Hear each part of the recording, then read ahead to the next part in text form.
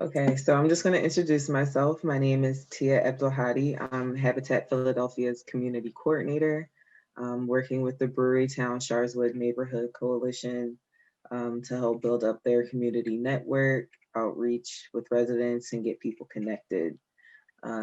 So I'm helping with that organizational part, but we're also working with, our community leaders who've stepped up, one being Mr. Winfield Thomas here. So I'm going to let him introduce himself and how he plays a big part in his community. Yeah. My name is Winfield Thomas. I'm a deacon at the church behind me. That's just the 25th and Cecil B. Moore Avenue, Wayland Temple Baptist Church. We always mention our pastor's name. We have an interim pastor that we hope to be pastor in this area, which is very important to have a strong pastor of our churches in the area who are community minded, and he is community minded, and his name is Reverend David Smith. I had first came in this neighborhood as a baby in 1947. I went to Vaux Junior High School. I was a challenging schooling to walk from 25th and Cecil B. Moore Avenue to 23rd and Master, and to walk back. The neighborhood was much different than it is now. I think that it's more peaceful. I'm a community coordinator with Brewery Town Coalition. I've just started that, but however, I've been with them for 3 years, and I'm very concerned. And I'm very concerned in what we're doing in our neighborhood, and I'm very concerned with people connecting with one another and coming together as one and having a voice for what they need. So that's your current leadership in the neighborhood. So tell me just about, like, where it all started. Where'd you start at in the neighborhood? I started I started with Cub Scouts.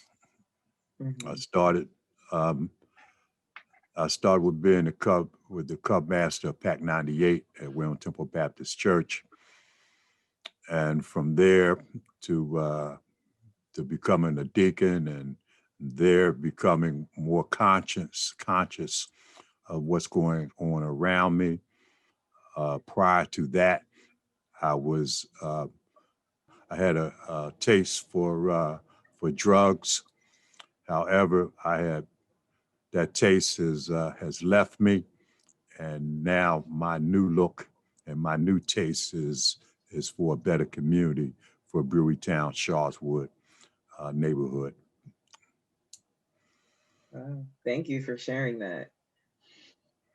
Um, so how does art play into your life now and then?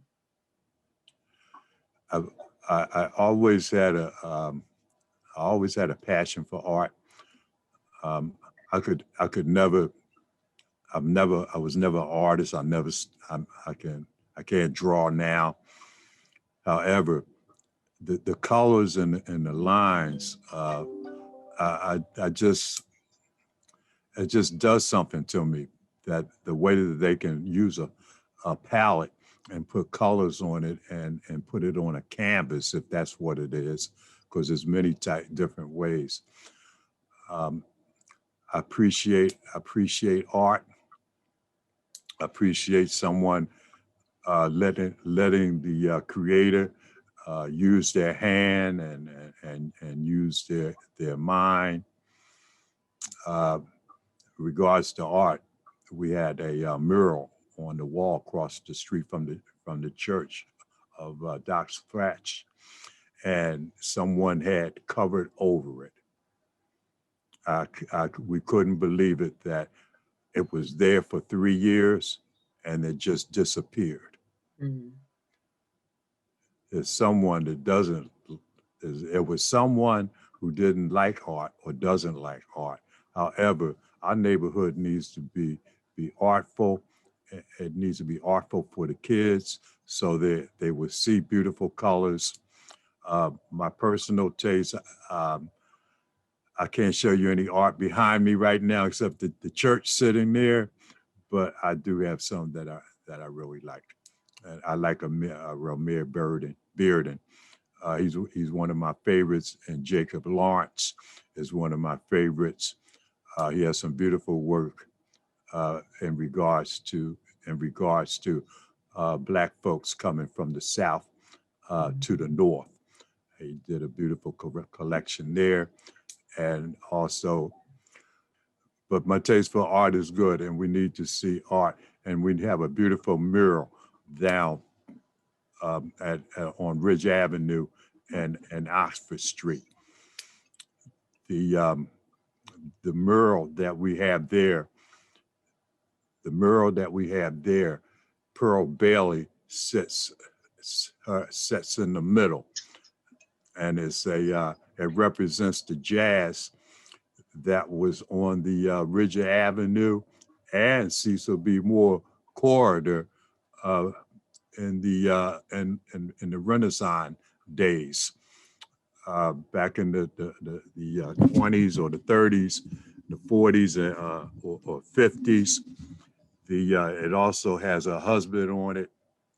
He was a drum player, and it has John Coltrane, who was from this area. I remember as a kid going to Little League Baseball. We used to hear this crazy sound when we would cross 33rd Street at Oxford. It sounded like someone was choking on a saxophone. It was the worst sound that I ever heard. But come to find out, and some years later, not too many years later, that was the sound of John Coltrane. And John Coltrane is his sound is everywhere, just about in all musicians. For some reason, uh, when one musician is great, the other ones clone off of it. Mm-hmm. So the sound of John Coltrane is almost everywhere, and that's the important part of the song. Yeah. And of the talent. Yeah, is the improvisation. There's an improvisation in the music, and that's powerful. So you talked for a second about murals. I just want to touch back on that because one thing I've always wondered is I see murals just pop up around Philly, but I feel like I never see someone actually working on it or the community gather to figure out what they want painted, what they want expressed in that art form. And so do you have any memories, histories, or stories about murals being painted that you saw it come to fruition? Or there's a mural off of Cecil B. Moore Avenue between 21st and 20th Street. I can't remember the name of the street that comes in, but it's across the street from almost across the street from the church, Macedonia. I remember that piece going up, and when I still look at it, I still see people from the community. It's amazing. Every time I walk by there, I can see the faces, and I remember those faces in the community. So those are real faces. They're not something that the artist had just put up. And I also remember that there's an Eagle Scout in the midst of those faces, and that particular Eagle Scout, he's one of the few Eagle Scouts that's produced in North Central Philadelphia. One of the few. And I would like to say today that we have one. We have one that came out of Wayland Temple Baptist Church that is about to get his by the way of Troop 358. in Germantown. He's going to get his, and praise the Lord, he'll come back to Cecil B. Moore Avenue corridor, and many young people will be able to get to know the struggle that he went to become Eagle Scout. But that mural, that's a very powerful mural of people's faces from the community.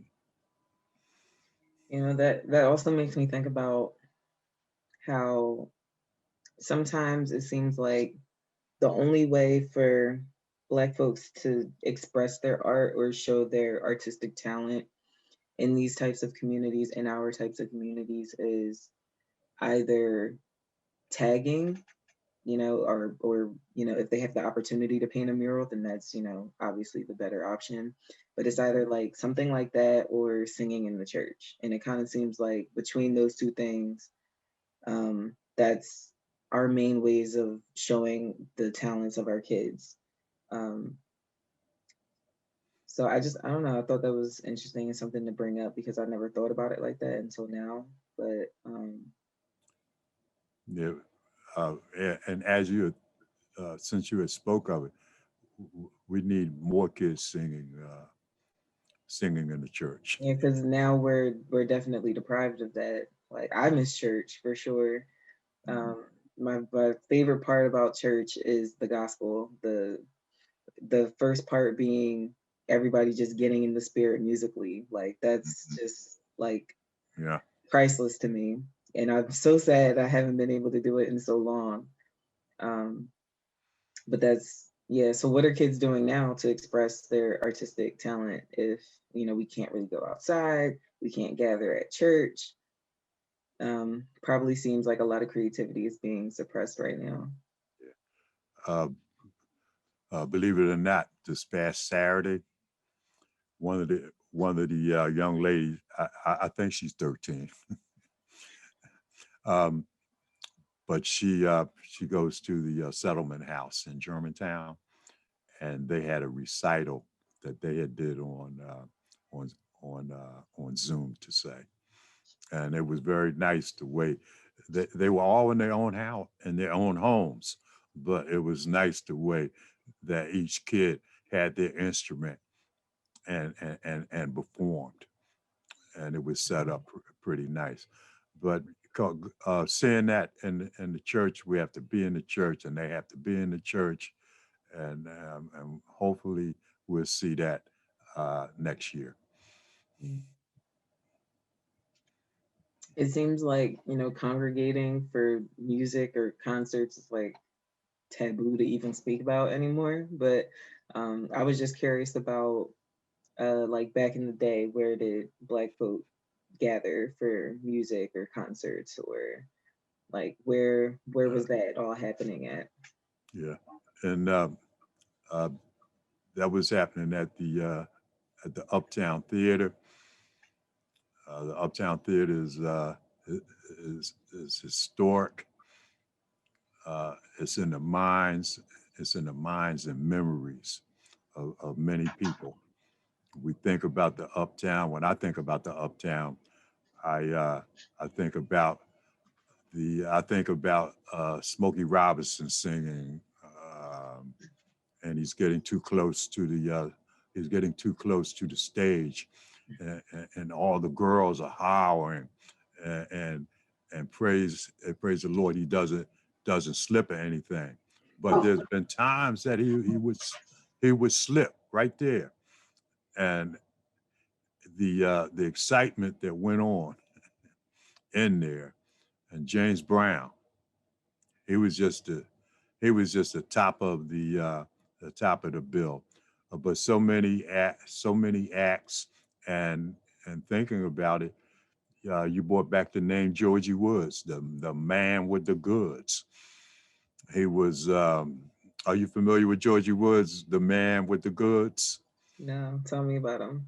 Let this be a monument moment. Then Georgie Woods was one of the most active disc jockeys. He had quite a few disc jockeys in the town, but his rock and roll show was always the best, and that was his name, Georgie Woods, and he would say it on the radio, the man with the goods.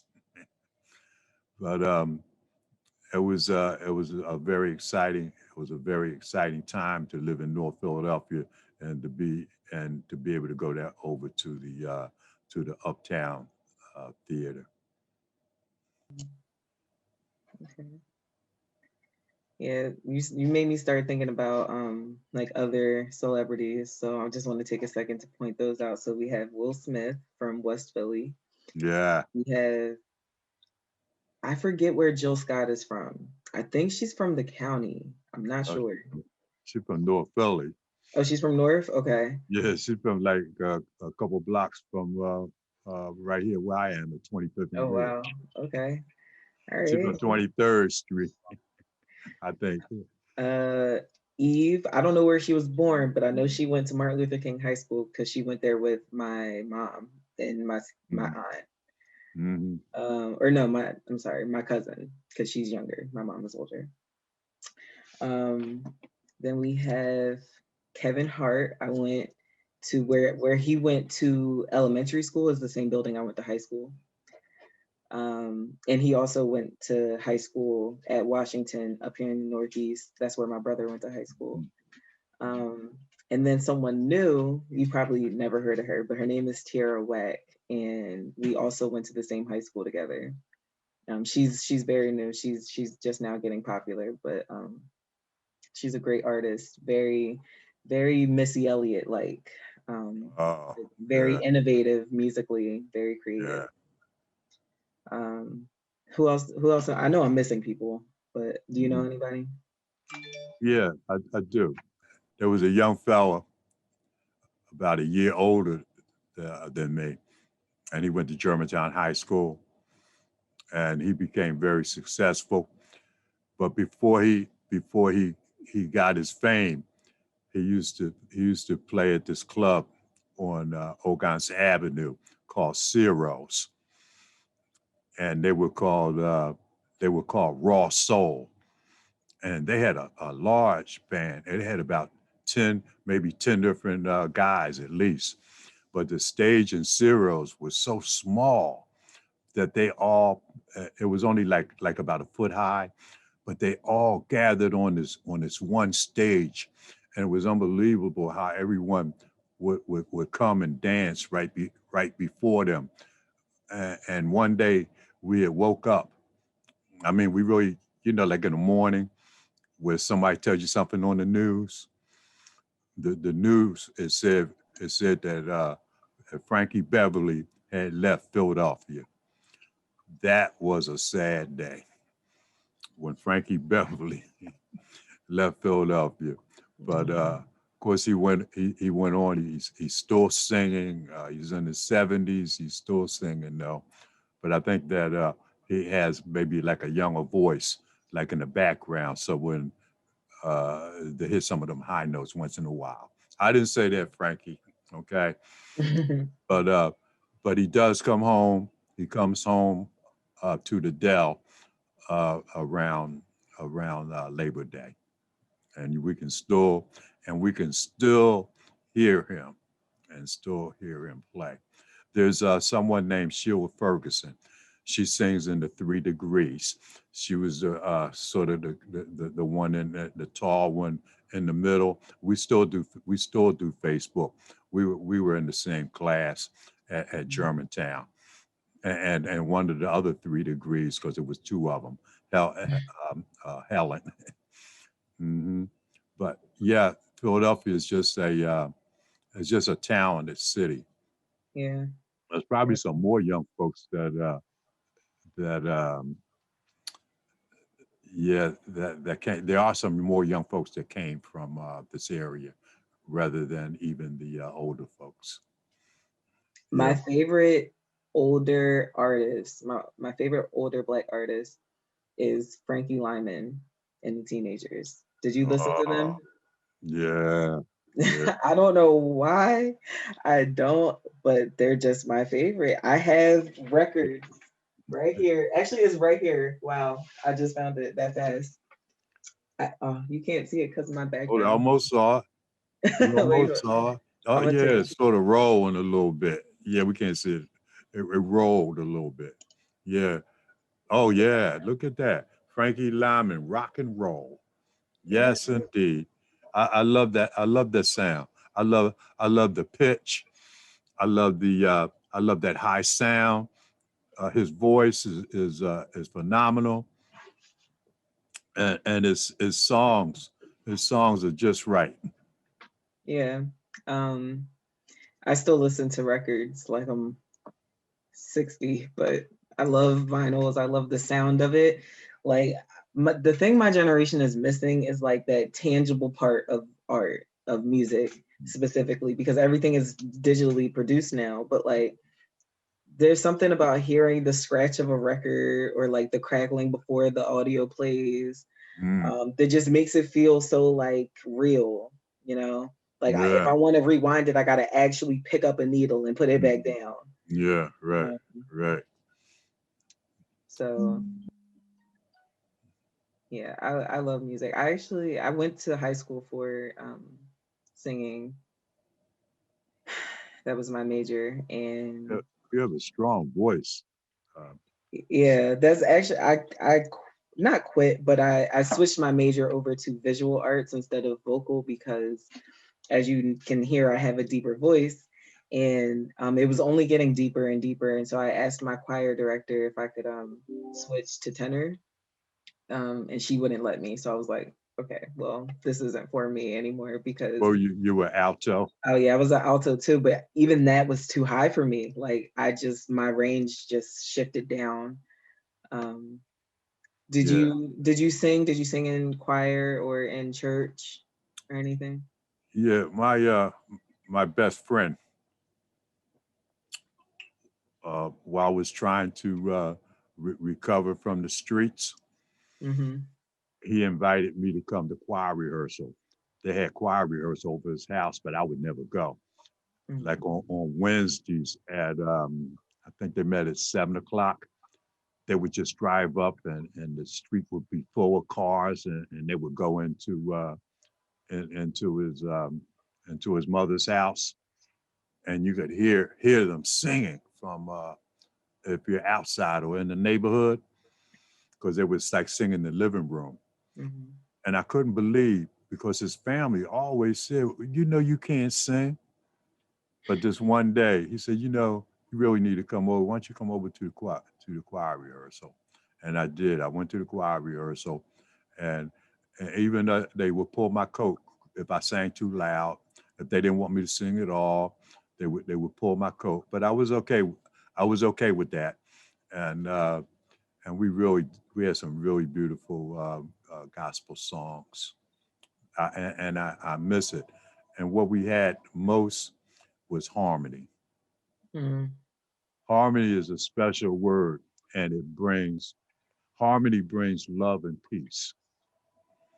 And not to have harmony or to know it's there and not go after it, I just don't understand.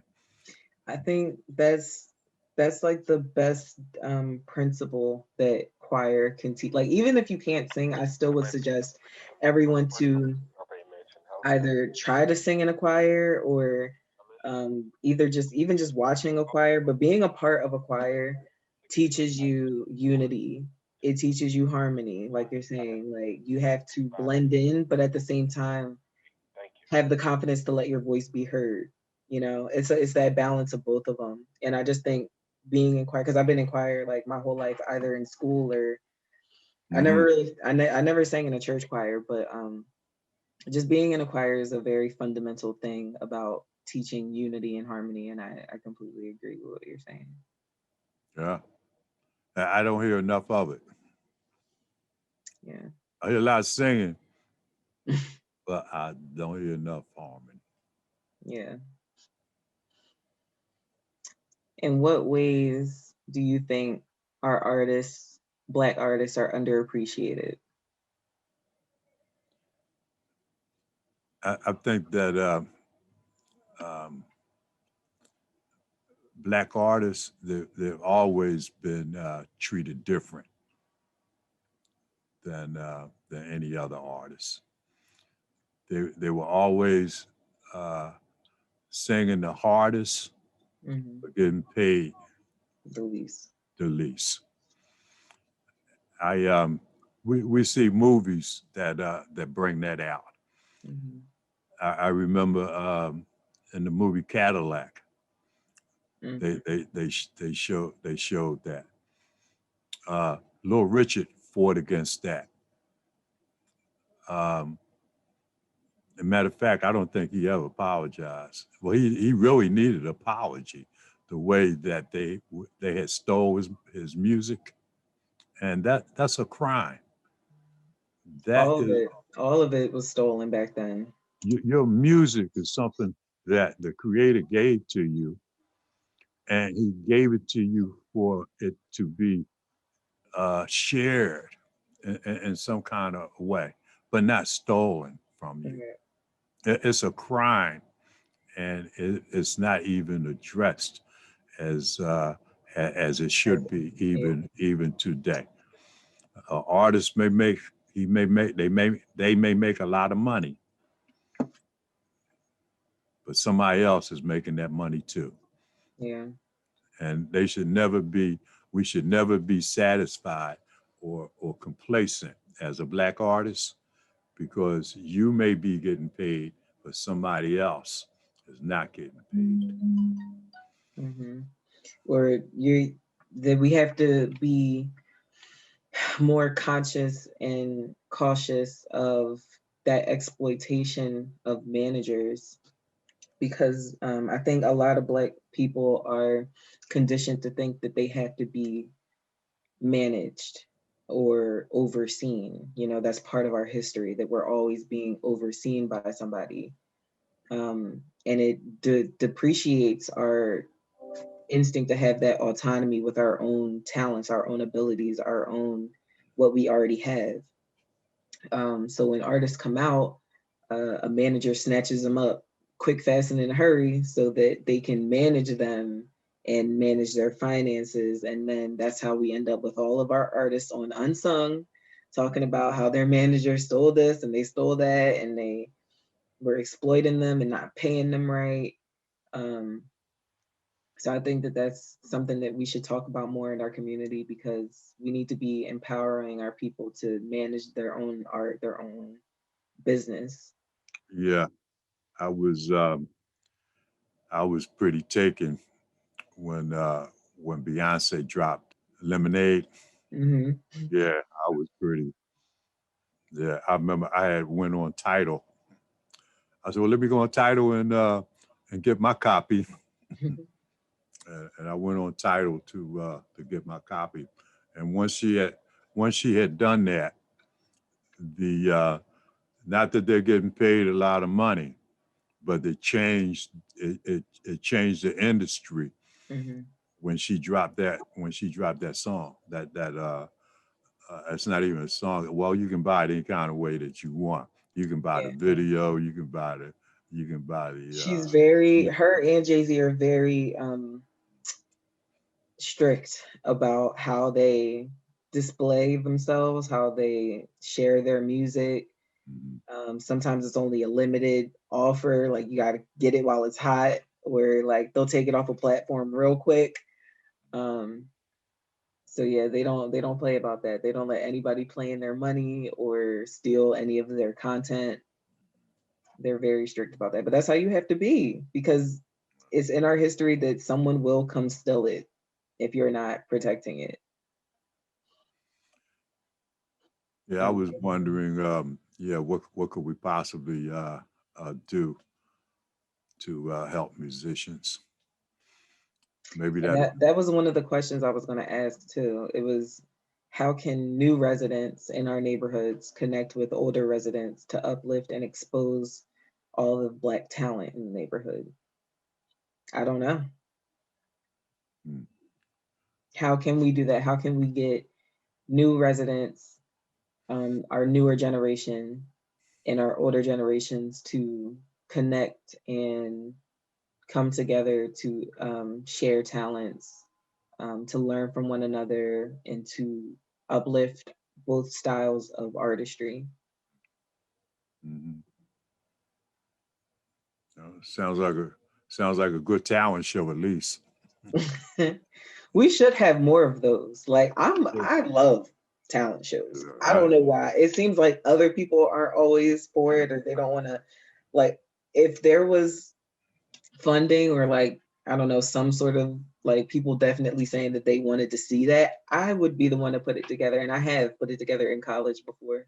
mhm, Not per se a talent show, but I hosted my own events in college, because mhm. I took showcasing melanated people's talents very seriously. Like, we need a platform. We're doing stuff all on our own, without the light. And I try to always give Black people a light to show themselves. Yes, yes, yeah. Um, I await that. I await that talent show.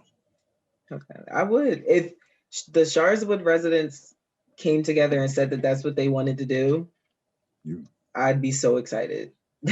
I would be ecstatic. I can see that.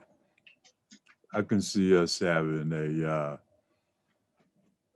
talent show for the to bring the old and the new together from the community. Yeah, that's feasible. Yeah, Because believe it or not, like, I know a lot of people in the older generations think that we're just making music completely different and just crazy. And you know how older people talk about our music. They're just like, what is this nonsense?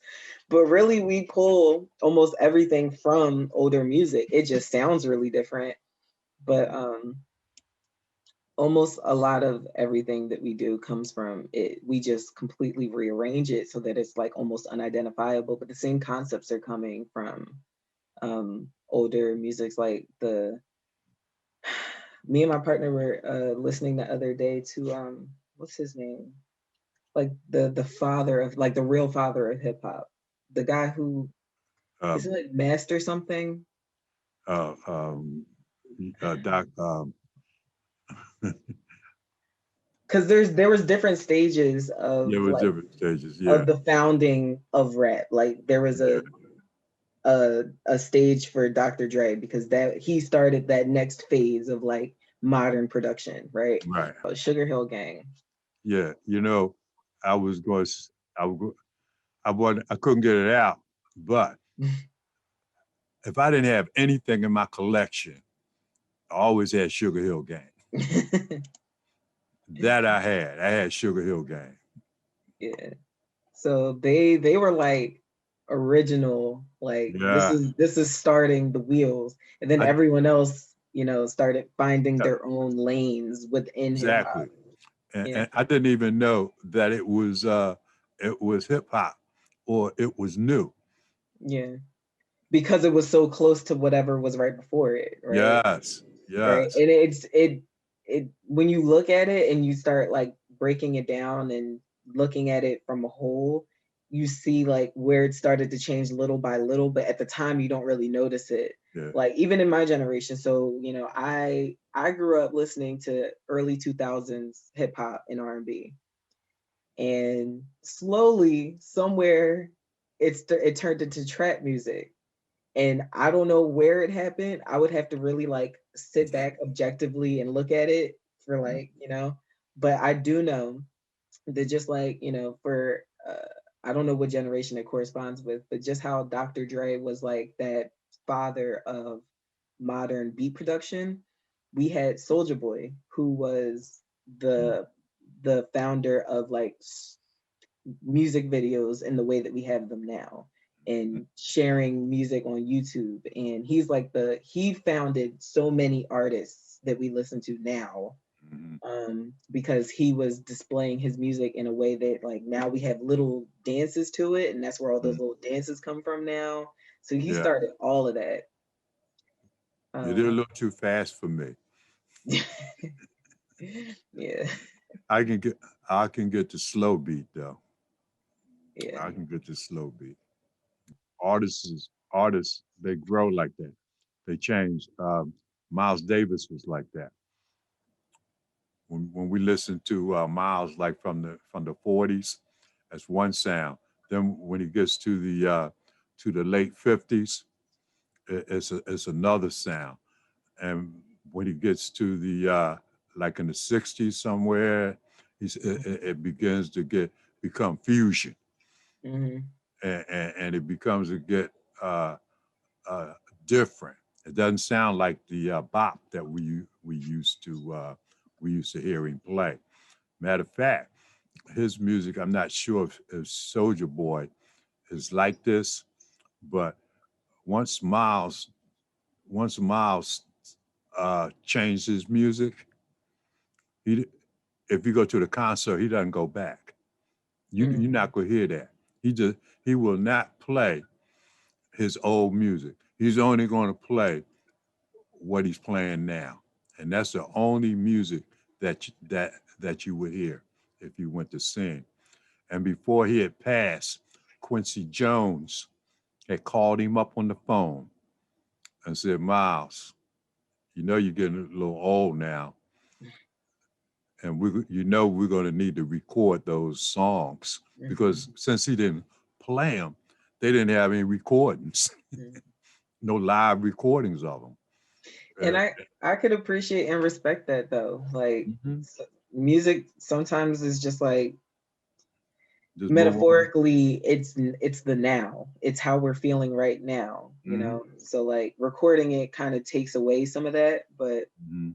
I could definitely like respect what he was trying to do. Mhm. Um I want to say, yeah, I like jazz and poetry.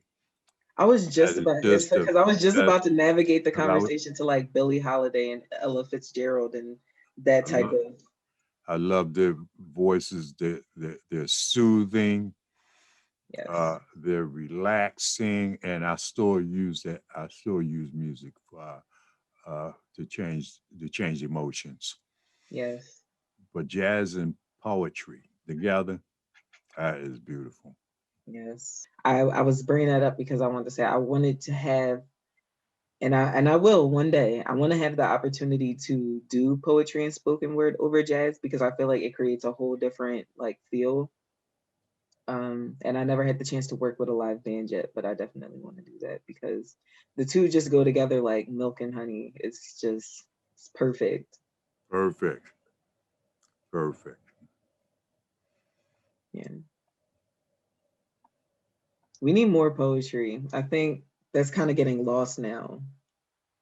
But we need more jazz poet type Yeah, people coming out. they had a I club think, matter of fact, that might be the best way to connect the younger and older generation. through the jazz and poetry. It Yeah, might, because yeah, younger people do poetry that's still alive. It's just paired with jazz is lost. yeah, So maybe if we could get some older residents who still know how to play jazz instruments with these younger poets that we have, yeah. I think you just talked something up. yeah, I would Yeah, plan it. I would plan a talent show right now. yeah. I'm gonna put that on my call sheet. On my call sheet. What kind Yeah, of music? ask if you know any older residents who know how to like play the trumpet or sax or something Yeah, or we piano even. we That's probably good be enough. we probably be amazed. I um I didn't talk about too much about the music, but my neighbor across the street, my neighbor Vivian, Hmm.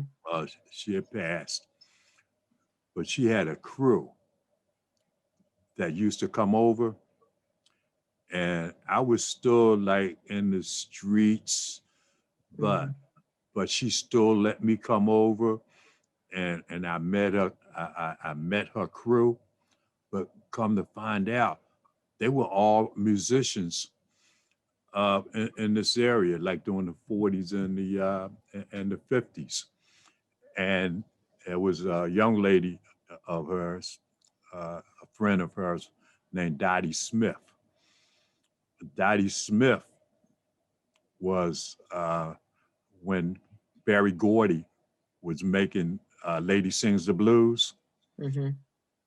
everyone in this particular crowd or Philadelphia, they were looking for Dottie Smith to get that call to play that part that Diana Ross played. Mm. But it was Barry Gordy's movie, and he called up Diana Ross. But if there was anybody to play that part that sort of like looked like Lady Day, that sang like Lady Day, was Dottie Smith, and she's from North. Dottie Smith was from North Philly. She didn't pass that long ago, but my neighbor used to have these type of musicians over our house, and I don't think they like really played at that time, but they would talk about their old days. But Dottie Smith, yeah, from North Philly. Mm. I realized we missed other people. We missed Patty. Yeah, we did. Yeah, yeah. Patty LaBelle. I Yeah. dated a guy who was a drummer who supposedly, I don't know how true this is. It could be true though. He drummed for her or was a part of a band for her. He went and did like private calls where she would just have functions at her house and Yeah, she people wanted to would, call her. Yeah. yeah, he would go play over there sometimes. So I thought I was like, oh wow, that's interesting. Yeah. Yeah, Um, I was a kid because she was a little older than me, maybe a couple of years. But she used to sing this song, "I Sold My Heart to the Junk Man." I was one of her early tunes, and they would play it on the radio. So when I was a kid, we would hear it in the street because we would have that sound. mhm. But yeah, Patty was the Bluebells. They wasn't even Patty and the Bluebells. They were called the Bluebells. But I sold my heart to the junk man. Yeah. I think is Questlove from Philly too? Who? Questlove. Yeah, he's from West Philly. Okay. Yeah, yeah. He's he's a musician that likes to share his talent and help others. Yeah, I like that. I think we hit all of our points pretty fast. I want to thank you. You did great. You hit on a lot of good points. I want to thank you for sharing all the intimate things that you did share. And this was great. I enjoyed it. I enjoy. And I thank you very much. And let's say that Black history should be the top of every Black family, Mm, every Black family. We have to stay focused on who we are and not forget who we are. And we need a mission. Our mission is always to do better. We're to leave here. We're to leave here better than what then we we found left it. Yeah, better than how we found it. Yeah, I live by that like every day, every day. That was one of the biggest things my mom taught me, that you always leave a place better than you found it. Mhm. Real quick, we just wanted to plug in a call to action for our cleanups that we're planning in the Brewerytown and Sharswood area. We're planning some cleanups. Um, I still need to talk to a couple people about mapping out those routes or the routes that will be walking and cleaning up some of those lots, some of those streets that we have a lot of dumping on. There's a lot of construction happening in North Philly. So if you're in the Brewerytown and Sharswood area, look out for, when did we plan? April 3rd. That's the first Yeah, Saturday April of 3rd. April. Mm-hmm. First Saturday of April, and we're planning on being out there a few more Saturdays after that, all the way up until June. We're going to be cleaning up those streets probably around 26th and Master and Girard and all in that area. So if you live on those blocks, come out. If you see us, We'll have free materials, free gloves, free bags.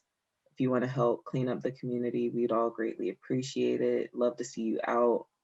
Hope that you guys pick up the act and that this comes a more regular thing that, you know, the residents do on the weekends. We don't want it to be just a up and done thing. We want it to continue. You know, we want to Yeah. empower the residents to keep up with the cleanliness of their neighborhood. And yeah, until and we have we're supplying masks, and what else are we supplying? Masks, T-shirts that'll say the Brewery Town Sharswood Neighborhood Coalition. So we'll have matching masks and shirts for free. Um, you know, anyone could come out. There'll be, you know, supervision. There'll be, we're trying to get, you know, music or something out to encourage people to stick with us through it. It'll be in the morning, so we got to get up and at them. Yeah. But it'll be fun and worth it.